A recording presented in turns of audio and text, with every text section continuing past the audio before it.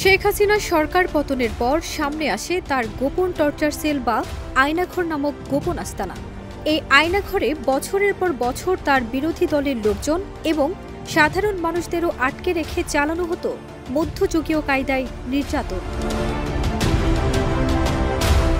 সে আয়নাঘর থেকে ফিরে আসা ব্যক্তিরা জানিয়েছেন তাদের সাথে ঘটে যাওয়া একের পর এক লোমহর্ষক ঘটনা। এবার সে তালিকায় যুক্ত হলেন ভারতে অবস্থান করা লেখক তসলিমা নাসরিন। তিনিও আয়নাঘরে ছিলেন, ব্যাখ্যা দিয়ে নিজের অভিজ্ঞতার কথা জানালেন। ১৩ ফেব্রুয়ারি দিবাগত মধ্যরাতে এ নিয়ে ফেসবুকে পোস্ট করেন তিনি। তসলিমা নাসরিন লিখেন, অনেকে আয়নাঘর দেখে হাসছেন, বলছেন আয়নাঘর এমন হতেই পারে না। আয়নাঘরে শাওয়ার থাকবে কেন? হাই কোমর থাকবে কেন? গুলগুলি থাকবে কেন? আমার কিন্তু সন্দেহ হয় না আয়নাঘর যে ঠিক জেলখানার আদলে বানাতে হবে তার কোনো কথা নেই। আয়নাঘরগুলোর কোনো নির্দিষ্ট আকার আকৃতি থাকে না। আয়নাঘর একটি 5 স্টার হোটেলের রুমও হতে পারে। আয়নাঘর পৃথিবীর নানা দেশেই আছে উল্লেখ করে তিনি আরও লিখেন, নিরাপদ ঘর নামের একটি আয়নাঘরে বেশ কয়েক মাস থাকার অভিজ্ঞতা হয়েছে আমার।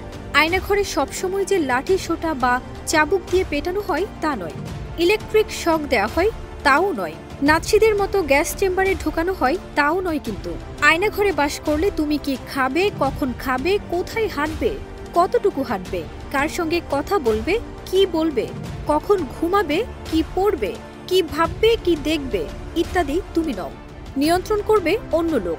মূলত তোমাকে মানসিক নির্যাতন করা হবে।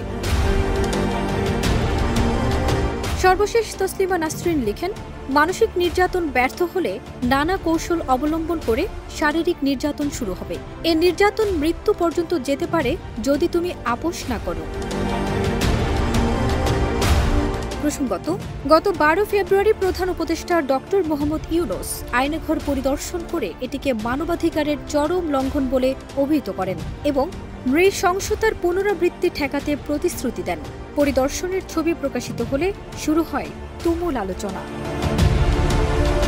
ফারজানা নিকিতা, দেশ রূপান্তর।